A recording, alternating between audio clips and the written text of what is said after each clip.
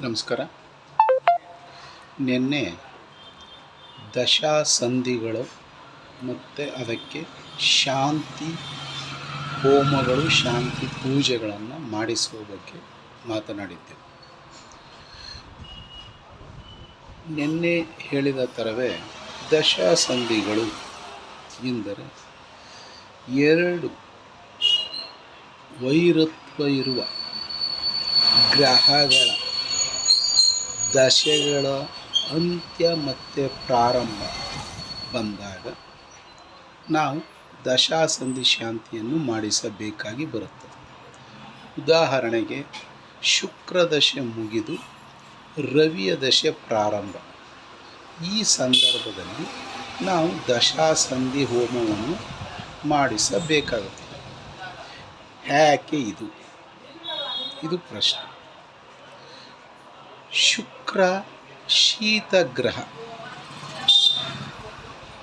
ಶೀತಗ್ರಹ ಎಂದರೆ ಕೋಲ್ಡ್ ಎಫೆಕ್ಟನ್ನು ಕೊಡುವಂಥ ಒಂದು ಪ್ಲಾನೆಟ್. ಸೂರ್ಯ ಅಗ್ನಿತತ್ವವಿರುವಂತಹ ಗ್ರಹ ಅಂತ ಅಂದರೆ ಉಷ್ಣವನ್ನು ಜಾಸ್ತಿ ಮಾಡುವಂತಹ ಗ್ರಹ. ನಮ್ಮ ದೇಹವು ಶುಕ್ರದಶೆ ನಡೆಯುವಾಗ ದೇಹವು ಶೀತ ಗ್ರಹದ ಅಧೀನದಲ್ಲಿರುವುದರಿಂದ ದೇಹವು ಶೀತಕ್ಕೆ ಒಳಗಾಗಿರುತ್ತದೆ. ಮುಂದೆ ಬರುವ ರವಿ ದಶೆಯಲ್ಲಿ ದೇಹವು ಉಷ್ಣದ ಮಟ್ಟಕ್ಕೆ ಏರುತ್ತಾ ಹೋಗುತ್ತದೆ.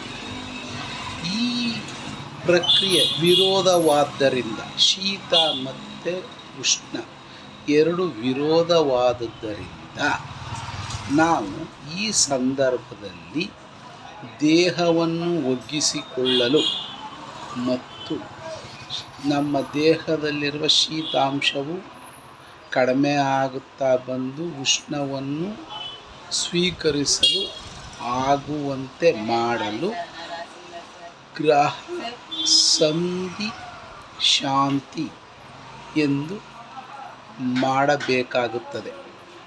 ಇದು ಕುಜ ಮತ್ತು ರಾಹುಗಳ ದಶಾಸಂಧಿಯಲ್ಲೂ ಸಹ ಮಾಡಬೇಕಾಗುತ್ತದೆ.